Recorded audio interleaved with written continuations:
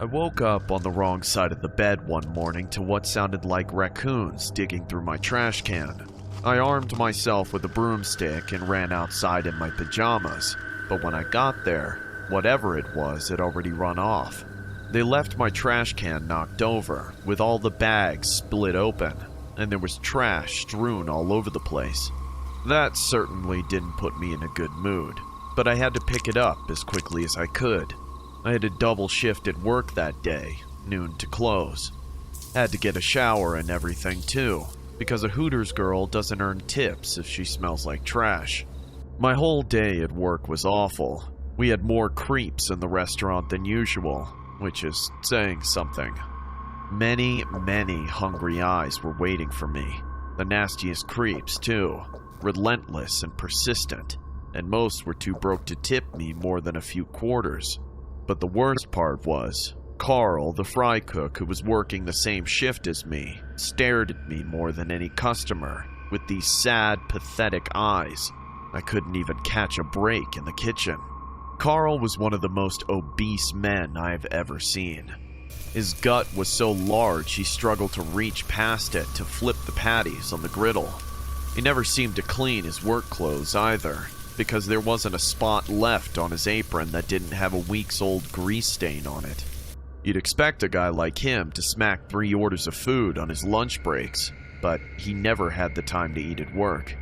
He was always frantically writing in his worn-out notebook during his breaks, glancing up at me whenever I was around, like he knew I was going to pass by. He never stopped scribbling until it was time for him to go back to grilling. Slowly but surely the hours passed, and the restaurant finally closed for the night. All that was left was to clean up and lock up before leaving. Pretty soon, Carl and I were the only ones left. I thoroughly mopped the restaurant floor to avoid him as he cleaned the kitchen. The last place left was the men's bathroom. I always save it for last. It's kind of a vile place. I took a deep breath before entering the stench within and started mopping underneath the urinals. I swear they intentionally piss on the floor. Just to add on to the terrible day I was having, I started hearing suspicious noises again, rustling from the handicap stall, like someone was scraping their feet on the floor. I shoved the mop into the bucket and yelled impatiently, "Is someone still in here? We're closed." No answer. I walked up to the handicap stall and tried to look inside, but the door was locked. "Whoever's in there, you have to leave. We're closed for the night." I started banging on the door, letting out all the frustrations of the day. I gave up not very long after. I was getting tired of this. Then, I heard footsteps from the other side and saw a pair of muddy shoes beneath the door. I jolted back right as the door flew open, revealing a man who looked like he'd lived in a swamp his whole life and had starved for most of it. I recognized him as a customer from earlier in the day. "It's nice to see you're in such a rush to see me again, baby doll, but you don't have to worry. We're alone now. We've got lots of time." I grabbed the mop for a lack of a better weapon of defense, waving the dripping mess of tangled, filth-soaked cloth in his face. "Forget all that! We're closed! Get out of here!" "That's not gonna stop me, sweetheart." He grabbed the head of the mop and yanked it out of my hands in a flash. "I'm not leaving here without you by my side. Why don't you come over to my place for the night?" "Beat it, creep!" "Oh, you've got attitude, don't you? Don't worry, I'll take care of that." I made a break for the door, but he lunged at me and grabbed my arm. I screamed. "Carl!" We struggled for a moment before the fry cook finally burst into the bathroom. I'd never been so glad to see him in my life. Carl took the creep by the shoulders and ripped him away from me like a rag doll. Carl slammed the creep against the wall and pinned him up. "What's going on here?" "He's a creep, Carl! Throw him out already!" "It's just a misunderstanding, sir." Carl stared him down for an uncomfortable length of time. Then he whispered something in the creep's ear that I couldn't make out. The creep nodded readily. Then Carl set him down. Immediately, it seemed like all the tension had been diffused. The creep smiled non-offensively, then calmly walked out and left the store. How did you do that without roughing him up? Carl grinned from ear to ear like a big goof. I just told him what would happen. Well, thank you very much, Carl. I appreciate it. You're always welcome, Selena. I picked up the mop again, wanting to just finish closing so I could finally go home. But Carl lingered. Hey, since I saved you and all, do you think you'd like to go out on a date with me? Not the time, Carl. Not the time. That's okay. I'll find a good time. Then, he left, thankfully, and I got back to mopping. When I finally got home that night, I was utterly exhausted. I was seriously thinking of quitting Hooters. The meager tips didn't make up for all the interactions with sickos and freaks, and they were starting to make me paranoid. I changed back into my pajamas, made some hot chocolate, and got comfortable on the couch to binge watch my favorite show, all in an effort to just calm down and unwind from the events of the day. Too bad I didn't have any roommates I could vent to. It wasn't long before my moment of peace was ruined. I heard something rummaging through my trash can again.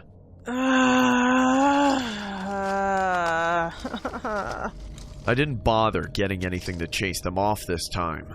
I figured my screams of rage would be enough to scare anything away. But when I opened my door, it wasn't a raccoon. It was the same creep from before, holding my trash can over his head and dumping everything onto the ground. When he saw me, he threw the empty can at me. I stumbled back through the doorway in a daze. What the? I told you, didn't I? You should have gone home with me, and none of this would have happened. He stepped into my home undaunted. He laughed maniacally and inched his way closer to me. My mind raced. What should I do? Should I get a knife? Should I scream? I tripped and fell to the ground, crawling backwards towards the kitchen where I could maybe get a proper weapon to defend myself. But then, another silhouette appeared behind the creep, swallowing him in the shadows, then socked him in the back of the skull. The creep clambered forward and looked back in shock. Why'd you... This wasn't part of the deal! I then realized who it was. It was Carl. He approached the creep without a word and grabbed him by the neck.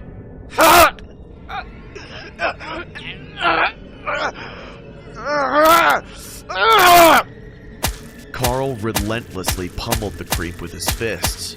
There was no contest. Carl was a super heavyweight in a no-holds-barred cage match with a featherweight stickman.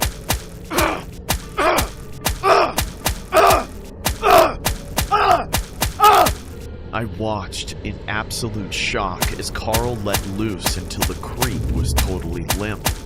Carl then finally let him go, and just by the sound of the body made as it collided with the floor, I knew that Carl had beaten him to death. Carl then turned to me, his face half lit by the streetlight shining through the wide-open door. Will you go on a date with me now? What? No! Carl! What have you done? I climbed to my feet, ready to outrun him if I needed to. What have I done? Really, I saved you twice. Is that not good enough for you? I know everything about you. What do you know about me? He said this while grabbing his notebook out from his pocket. He darted it to me while waiting for a response. I didn't take my eyes off Carl when I reached down slowly for the notebook. Suddenly, I realized why he was always writing in it. He was writing about me. He recorded my every movement, my habits, everyone I talked to. Did he really tell that guy to show up just so he could act like my knight? You better understand, I'm not leaving here without you by my side.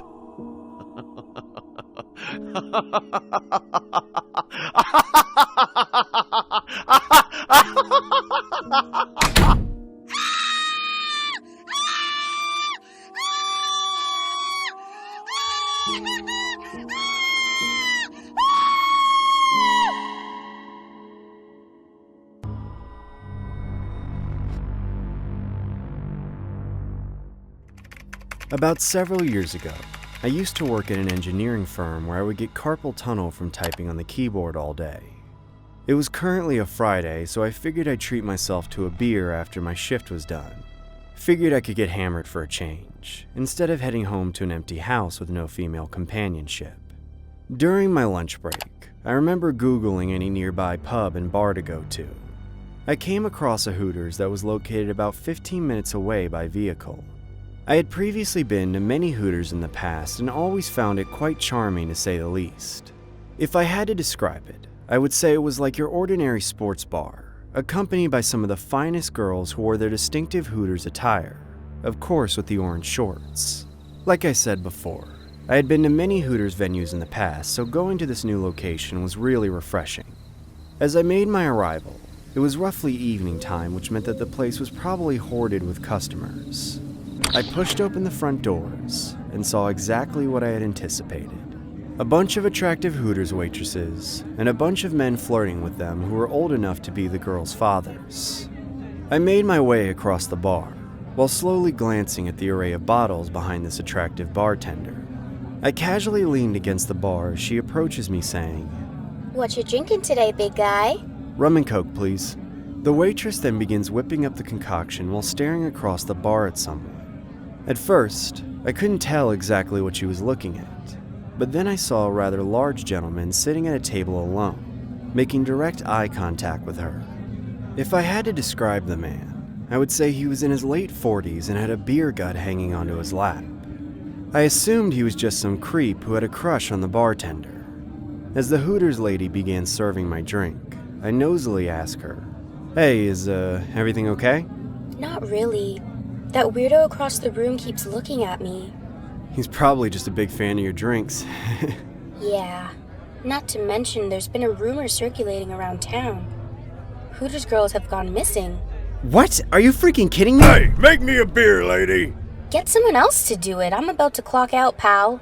"Make me a beer or else I'm telling your boss your shorts are tight enough to see your—" "Leave her alone now!"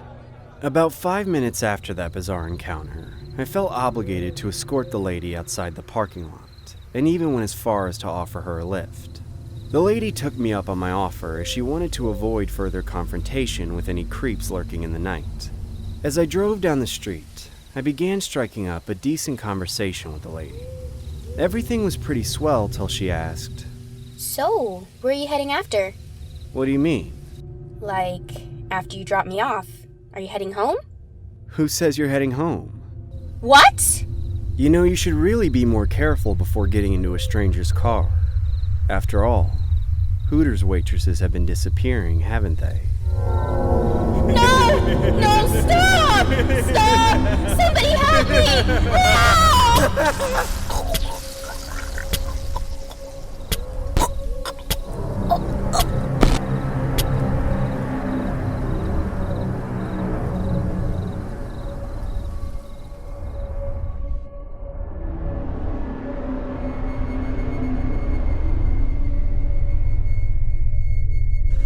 This is a story I must tell for the sake of my own conscience, and for the sake of anyone who thinks it's harmless to hit on a Hooters girl. For my own protection, I'll go by Lola for the purpose of this story. I had a brief stint as a waitress at a Hooters in the Deep South, and I am now stricken with paralyzing fear at the mere sight of a Hooters, or even a moderately attractive woman in a tank top and short shorts. I needed a job. And at the time, I didn't care if it meant getting gawked at by hungry creeps. Waiting tables at Hooters was better than stripping, though it didn't pay as well. Things started out fine. I was scheduled for the slow hours on the off days, and I thought I was handling it pretty well. The routine was simple. Take the customer's greasy orders, giggle and smile at whatever they say, and collect your tips. Week 2 was when things took a turn. My manager, whom we'll call Shannon, tasked me with waiting on a regular, whom we'll call Clayton. Immediately, I knew that there was something off about this guy. He sat alone, slouched at a high top in the back corner, underneath a burnt-out light bulb.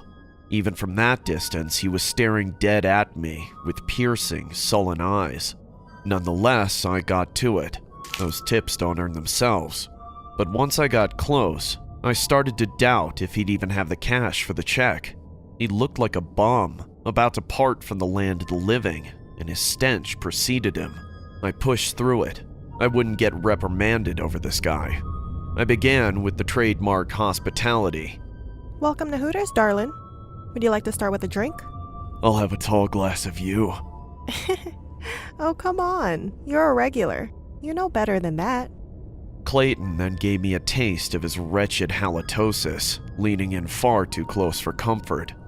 How do you know I'm a regular here? I haven't seen you around. Them other girls been talking about me, huh?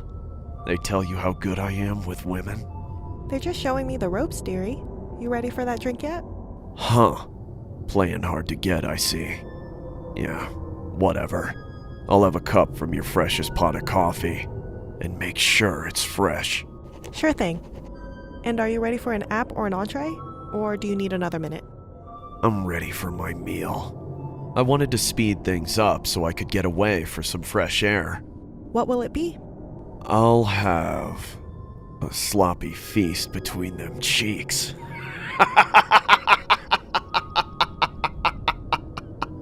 Ugh! I was nearly fed up. I turned away to storm off. Hold on there, sweet cheeks. Get me a burger. Shannon knows just how I like it. Hamburger. Got it. As I finally walked away, I thought I'd get a break, but then he slapped my butt. Jerk! I thought. You just crossed a hard line, bucko. I marched up to the bar where my manager was pouring a pint. Shannon, I've made a mistake. I'm putting... Shannon hushed me. The customers were always eavesdropping after all. Now hold on, sweetie. She leaned over the bar and whispered into my ear. I know what you're going through. Since you've done so well so far, I'll go ahead and forgive your little outburst. In return, because I'm such a nice gal, I'm gonna let you in on our little secret for handling our more unsavory patrons. I just need a favor from you. There's a shed behind the restaurant. I need you to invite our nuisance back there for a little private session. You feel me? Shannon, I will not. I said, do you feel me? I should have quit right then and there. I should have just bolted out the door and never looked back. Unfortunately, my bank account wouldn't let me walk out just yet. I sighed and obliged, returning to Clayton's table. Getting him to follow me was a breeze. At the mere suggestion of a close encounter with yours truly, he hopped off his stool and shadowed me like a dog. I could almost hear him panting behind me. I'm not gonna lie, I felt pretty powerful in that moment, having such complete control over this fool. Still, I was trembling internally about what laid ahead. My guess was as good as yours. I was hoping there'd be muscle waiting at the back door to beat him into a pulp and teach him a lesson. But when we got out and there was nothing but an open field to greet us, that hope vanished. Since battery was literally my best case scenario, I was having serious regrets about going along with this. I swallowed my fear and continued to the dilapidated shed where Shannon waited for us with a keychain in hand. So this is the Love Shack, huh? Looks just like the place I had a threesome back in '93. I'm sure it does, Clayton. Shannon was still placating him. Then, she unfastened the padlock and yanked the chain off the barn door, pulling it open with one slow creaking motion. It was broad daylight outside, but the interior of the shed was engulfed in shadow. A smell like spoiled beef wafted outward, but Clayton did not take heed. He grabbed my hand and pulled me into it.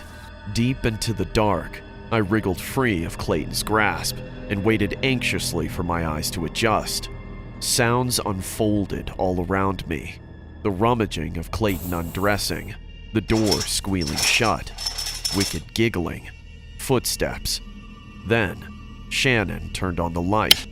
In that moment, Clayton and I suddenly related on something. Utter shock as we took in our new surroundings. This was no ordinary shed. A single old-timey light bulb hung from a chain, casting a sinister orange glow on the shelves cluttered with human bones, rotting guts, and the tools of torture. Everything was coated in blood splattered from barbaric wounds, dried urine spilt by victims who couldn't hold it in with all their fright, and so much other filth I don't even want to mention. In the center of it all was an examination chair straight out of a psych ward, complete with the add-ons of a demented sadist. That room, I see it in my nightmares every single night. Poor Clayton didn't even have time to run for the door. I watched in terror as Shannon clubbed him over the head with a meat tenderizer, sending his half-nakedness clattering to the squalid ground. Shannon heaved him up with surprising strength, fastening his body into the torture chair with death-stained leather straps strangling all his pressure points. Now do you see, Lola? Shannon stared into my soul with eyes of pure lunacy. This is how we handle the stress brought on by waste of flesh like him. I had no words. Shannon still held the meat tenderizer with white knuckles in one hand, holding out a rusty chef's knife in the other. Would you like to make the first cut? I stuttered like an idiot. This, what? Suddenly, Clayton came to. Don't do this! I'm a cop! You'll rot for this! Shannon struck him in the face with the tenderizer multiple times, turning his face into a mess like a bloody waffle. I can't believe I forgot to gag you. Shannon went searching through the shelves for a diseased cloth to shove in his mouth. While she had her back turned, I saw my opening and burst out of the door. I fled from my life, sprinting with more speed and stamina than I'd ever mustered before. I wasn't about to get involved in this demonic release, and I wasn't about to meet the fate of a brainless horror film floozy. I wasn't feeling the generosity of heroism or responsibility. I entered unconditional self-preservation mode and skipped town. I left everything behind. Since then, I've changed my name, my hair, my whole wardrobe, and moved to an entirely different region of the United States. I've tried as hard as I can to forget about everything I saw and keep myself from the crosshairs of the law and that honking Hooters serial killer. As far as I'm concerned, they all deserve to be abandoned to their fates. I just can't move on. That's why I'm putting this story out into the world, in the hopes that people on the edge of catastrophe will hear this and think twice. If you value your life whatsoever, for God's sake, don't hit on the waitress.